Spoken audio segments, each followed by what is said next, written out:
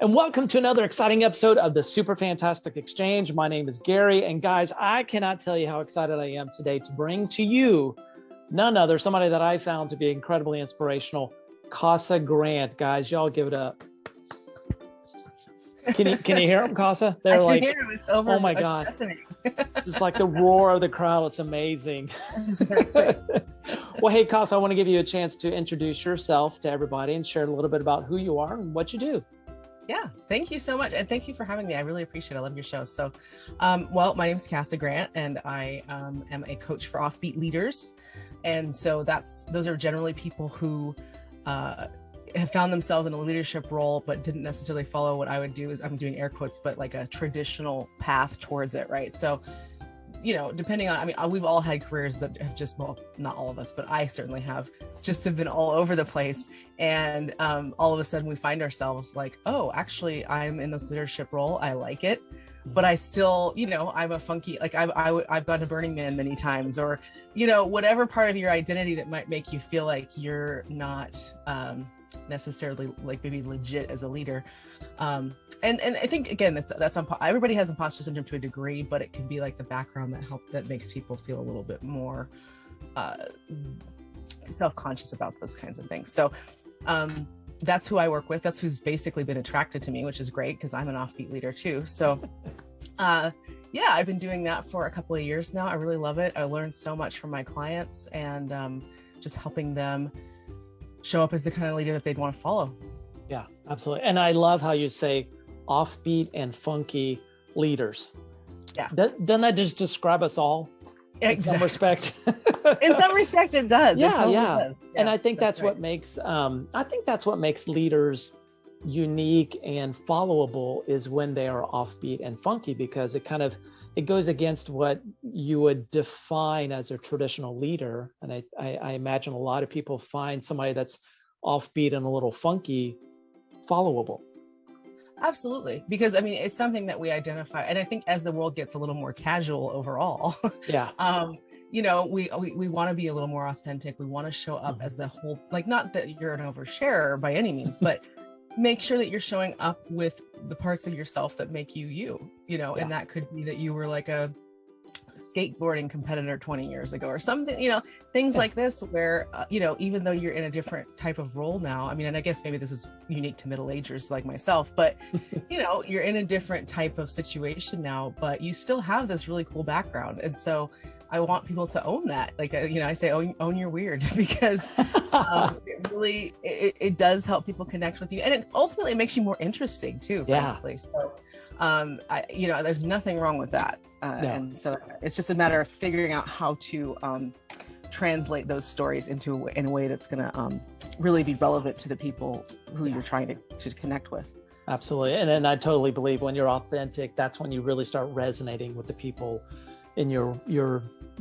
sphere of influence. I think that's so important. So, and Cassa, one of the things that I also wanted to share is you're kind of in a different area right now. Yes. Tell us where you're at. I'm in New Zealand right now. So cool. Yes.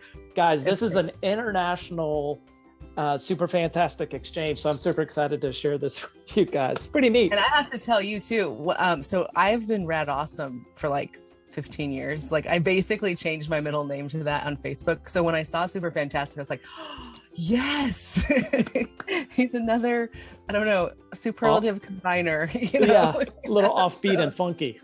Yeah, exactly. Yeah. That is so cool. Well, hey, so Cassa, I reached out to you and I asked you, and I love to connect with leaders, thinkers, and motivators to find out what inspires them, because I really believe when you kind of look behind the curtains, find out what inspires those people that inspires others, it's just another level, as you mentioned, authenticity that we can glean from those people. And so I reached out to you and asked you, and you shared with me 3 incredible points of inspiration. I'm gonna read these out just verbatim, just simply because, as I mentioned to you, they're so well written and they really are pretty insightful. So the first one you shared with me is, what inspires you is, I love using stories to help people see the universal themes of whatever situation they find themselves in, and then helping them see there is a way forward. You got to share a little bit more about that. and actually when you just read this, it brought to mind a couple of things. So, I mean, and I'll use this story to illustrate this. So I used to be an adventure travel bus driver. We used to drive trips all across the US, Mexico, Canada. And when I first started doing it, I was like 25, and it's a big responsibility. I mean, you're driving a 40-foot coach and there's, 35 people behind you who are trusting you with their lives. And I was riddled with anxiety, particularly my first couple of seasons. But what it really taught me was how to understand that you could never predict what was going to come up. And I think we've all seen that, especially in the past couple of years. So, worrying about it or, strategizing, I thought it was strategizing, but really I was literally worrying myself sick, oh, what if this happens or what if that happens? But then the things that would happen were things that there's just no way I ever would have gone, oh yeah, that's going to happen. We're going to blow a tire and that one I could have maybe predicted, but just some of the things that would happen to people, emergencies on the trails, etc., that kind of thing. And so what you had to learn to do was to show up and trust yourself and go, you know what? Yeah, I probably won't have the perfect solution, but here's a resource for myself. Here's this other resource. Here's this other experience that I've had. Here's this other thing. And help you understand that, like, yes, if there are these universal themes. Oh yeah, you know what? This isn't exactly the same as this other time, but it's pretty similar. What did I learn from that time? Not even necessarily like, what did I do? Do I repeat what I did? More like, what did I learn and how do I move forward? Because people will just get themselves really wound up. And I say this because I definitely used to do this. They'll get themselves really wound up in all the story, but without pulling the theme and then picking that way forward, right? And that's a really, it takes practice to get yourself out of some of those stories and then create a new story, if that makes sense. Oh yeah, absolutely. And I love how you kind of illustrate that example through, you have this worry and it's not anything tangible. And when you do find or encounter that tangible thing, it becomes that lesson and you learn from it. And then that thing becomes a tangible resource that you can use later. Yes, you phrased that very well. Thank you. I love that. Yeah, no, I think that's it's so brilliant, because a lot of times we spend so much time just worrying about the things that can happen, but they're really nothing. Yeah. And the thing of it is like, maybe 5%, it doesn't serve a purpose to worry about it either. Like I said, we think I used to catastrophize, or honestly, I learned it from my family too. I love my family dearly, but it was a habit in our family to be thinking about, like, I grew up on a ranch and my mom was like, my grandpa used to always be like, well, if the cow cuts that way, you're going to be doing this. And he always had all these plans in his mind of like, who is going to do what. Yeah. And I'm not saying you shouldn't prepare, of course, sure. But when you're constantly, stuck in these thoughts and in these stories of all these things that could, and especially as a leader, you just, that's not helping your team. Like there's vision and there's foresight and there's going, oh, we should prevent this, or being proactive. And then there's just, because what I see happening is that people lose trust in themselves and then they won't make decisions. And that holds their team back so much. Yeah. So, it's figuring out like, I'm going to mess up. Like I'm going to make mistakes. Welcome to humanity. Yeah, exactly. Like it's so fun, right? Yeah. But, learning how to trust yourself and go, well, that's just going to be part of the process. And then I'm going to learn. Oh, that's so good. Yeah. I so agree with that. I think you mentioned something about losing trust in yourself and because you made a mistake. And I think if we put too much emphasis on that non-tangible mistake, then we miss the opportunity to create that lesson, and then you just kind of diverge in two separate ways. Well, and you tell yourself a story about that. You say, "Oh, well, I'm a failure," and it's like, well, if you fixed the toilet once, are you a plumber? No. So why do we think if we fail once we're a failure? And that's a story, right? So that's where we really dig into story stuff a lot with my work with my clients, because you can choose to believe whatever story you want. Some of them are a little easier to believe than others based on our subconscious and our programming, etc. But making these meanings out of one incident, it's really challenging for people. So anyway, pulling back from and seeing those themes is so helpful. Yeah, no, I totally agree. I think that's great.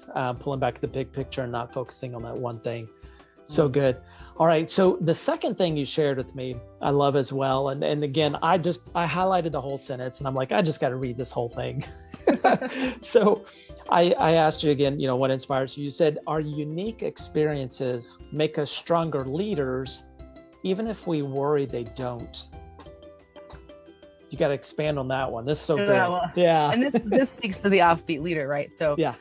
And what we were talking about earlier, right? So having those unique experiences, having something like saying, like I said, it could be any number of things. One of my clients is a pilot, for example, and he thinks a lot in terms of the way that flights work, and he gives good metaphors around that. And even though none of us know how to fly a plane, it's interesting to us, right? Like interesting to the people that he works with. So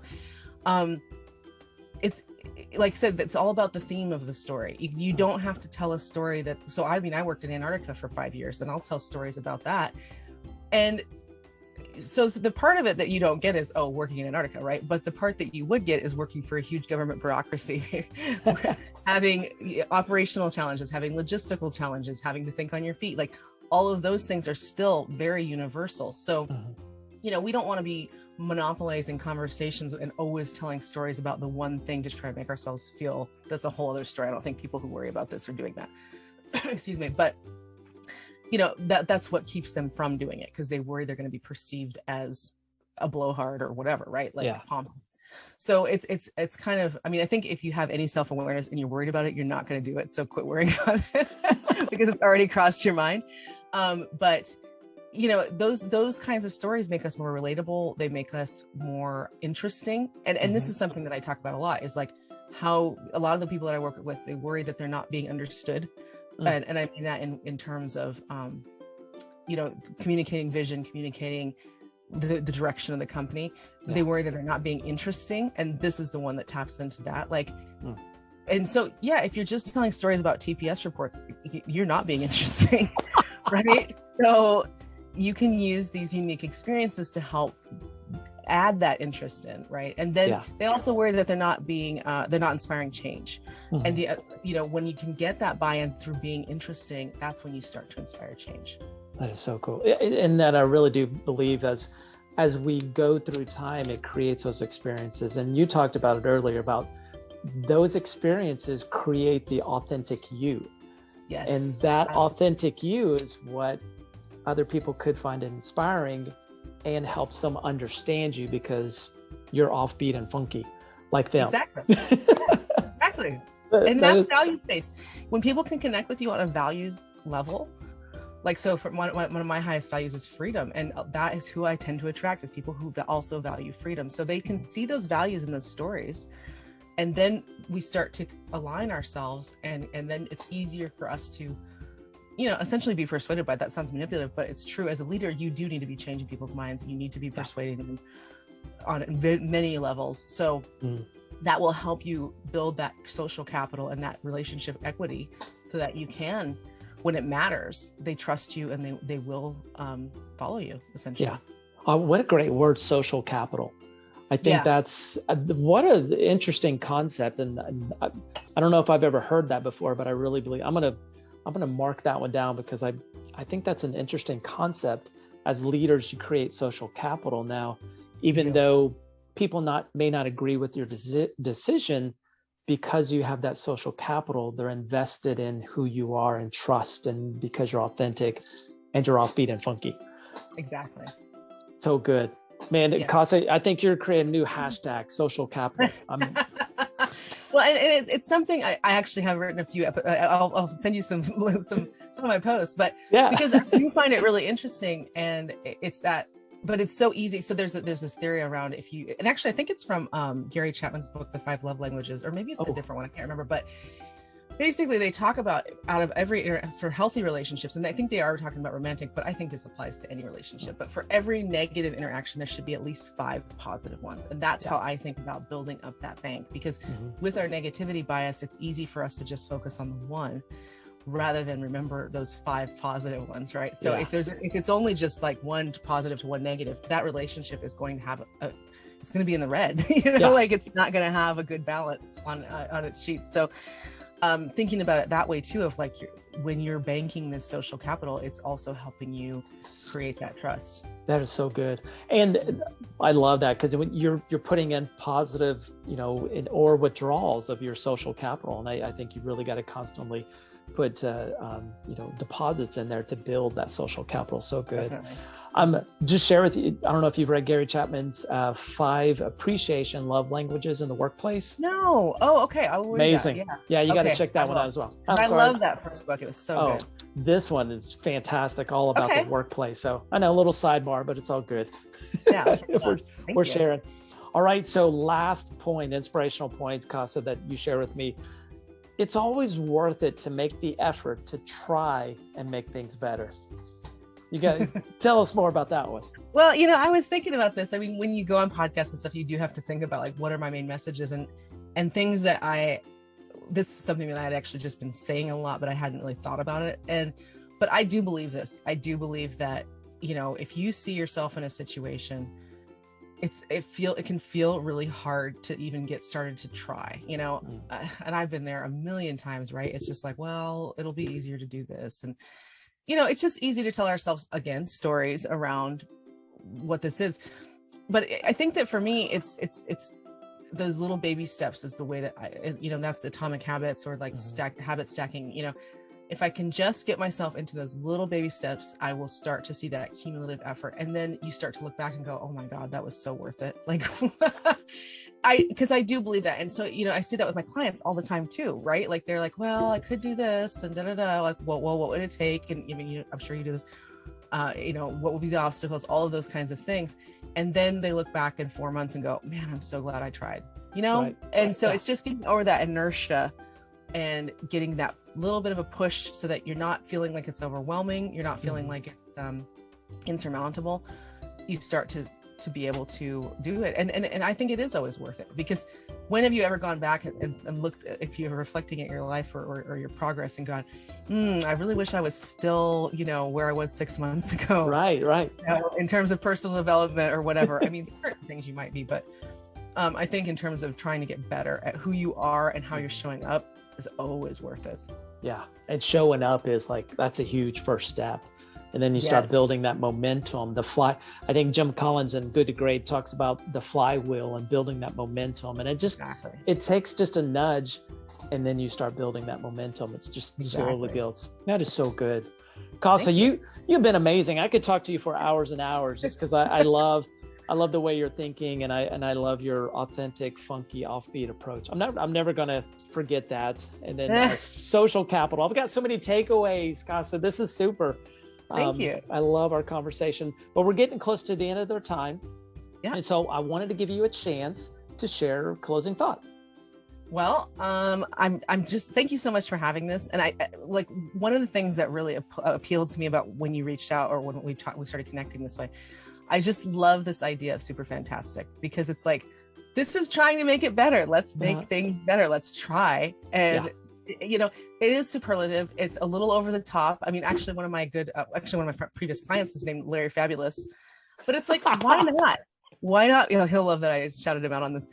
Why not just be super fantastic? Why not be Red Awesome? Why not be Larry Fabulous or just fabulous? Right. So, I think that it's really great that you're doing this, and I'm really happy to see more of this out in the world. So thank you so much. Oh yeah. Thank you, Cassa. I love it. I think if you're going to never be just anything, be the something. Yes. Because you are the best at whatever you are doing, because that's you. Cassa, thank you so much for your time. I appreciate it. Just so many golden nuggets. I'm going to go back and rewatch this so many times and get all my notes again. But thank you so much. Hey guys, thank you for joining us. Make sure you go find Cassa Grant on LinkedIn. She posts some amazing stuff, really valuable content that I've enjoyed following and absorbing her content as well. It's been fantastic. So go follow her on LinkedIn, check out her website, great info. And we will see you on the next episode of the Super Fantastic Exchange. We'll see you guys.